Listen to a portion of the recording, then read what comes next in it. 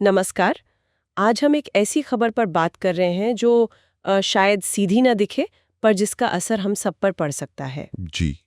पिछले करीब 2 महीनों से चीन ने भारत को कुछ खास किस्म के उर्वरक, जिन्हें स्पेशलिटी फर्टिलाइजर्स कहते हैं, उनका एक्सपोर्ट रोक दिया है। बिल्कुल, और हमारे पास जो जानकारी है, इकोनॉमिक टाइम्स, सीएनबीसी, टीवी 18, स्वराज्य मैग, वो सब इसी तरफ इशारा कर रहे हैं। हाँ, तो आज कोशिश यही है कि समझें कि ये रुकावट क्यों है, भारत पर इसका क्या असर हो सकता है, खासकर फल सब्जियों पर, और क्या ये मतलब किसी बड़ी तस्वीर का हिस्सा है। बिल्कुल, और ये इसलिए भी जरूरी है जानना क्योंकि ये खास उर्वरक ज्यादा कीमत वाली फसलों में काम आते हैं, फल, सब्जियां वगैरह। हाँ, तो अगर सप्लाई रुकी तो सवाल है कि क्या पैदावार कम होगी, क्या महंगाई बढ़ेगी। तो सबसे पहले ये रुकावट असल में है क्या, मतलब क्या चीन ने कोई ऑफिशियल बैन लगाया है? नहीं, देखिए, दिलचस्प बात यही है, इसे आधिकारिक तौर पर बैन नहीं कहा जा रहा। अच्छा, चीन की तरफ से कहा जा रहा है कि ये प्रोसीजरल डिले है, मतलब प्रक्रिया में देरी हो रही है। प्रक्रिया में देरी 2 महीने से। हाँ, करीब 2 महीने हो गए हैं, और इस देरी की वजह से भारत को ये फर्टिलाइजर मिल नहीं पा रहे हैं। ये प्रक्रियात्मक देरी सुनने में थोड़ा अजीब लगता है, खासकर जब असर इतना बड़ा हो सकता है। हम कितना निर्भर हैं चीन पर इन खास उर्वरकों के लिए? देखिए, यहीं पर असली चिंता की बात है। भारत अपनी ज़रूरत का लगभग 80% स्पेशलिटी फर्टिलाइजर चीन से ही मंगाता है। 80%? जी हाँ, 80%। ये सिर्फ एक नंबर नहीं है, ये दिखाता है कि हमारी निर्भरता कितनी ज़्यादा है, खासकर इन हाई वैल्यू फसलों के लिए। तो मतलब फल, सब्जियां? बिल्कुल, फल, सब्जियां। जून से दिसंबर के बीच ही करीब 1.5 लाख टन से ज़्यादा का आयात होता है। तो आप समझ सकते हैं कि एक प्रोसीजरल डिले का भी कितना असर पड़ सकता है। 80% तो वाकई बहुत ज्यादा है। इसका मतलब तो साफ है कि अगर ये सप्लाई की दिक्कत लंबी खिंचती है तो फल और सब्जियों की पैदावार पर असर पड़ेगा। निश्चित रूप से।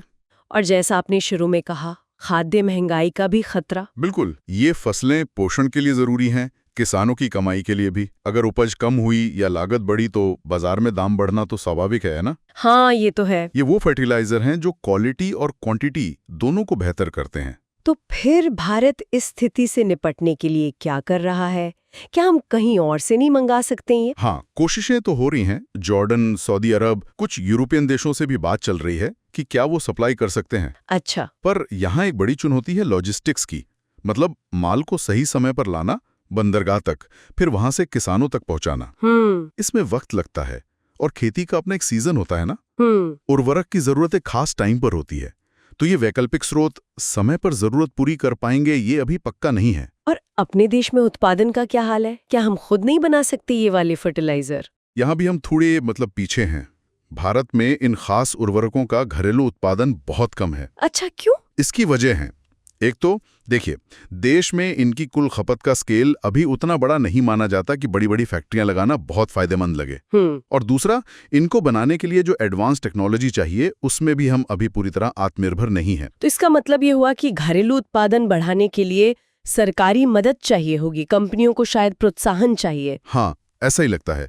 जानकार यही मानते हैं कि अगर हमें इसमें आत्मनिर्भर बनना है तो लोकल मैन्युफैक्चरिंग को पुश देना होगा, पॉलिसी सपोर्ट चाहिए होगा। सही बात है। ये सिर्फ आज की बात नहीं, आगे के लिए भी सोचना होगा। एक और बात जो इस पूरे मामले को थोड़ा और सोचने पर मजबूर करती है, ये उर्वरकों वाली बात ठीक उस खबर के बाद आई है जब चीन ने भारत को रेयर अर्थ मैग्नेट के निर्यात पर भी कुछ पाबंदियां लगाई थीं। हाँ, वो भी एक डेवलपमेंट था। हाँ, ये मैग्नेट, इलेक्ट्रॉनिक्स, डिफेंस, इन सब में बहुत जरूरी है।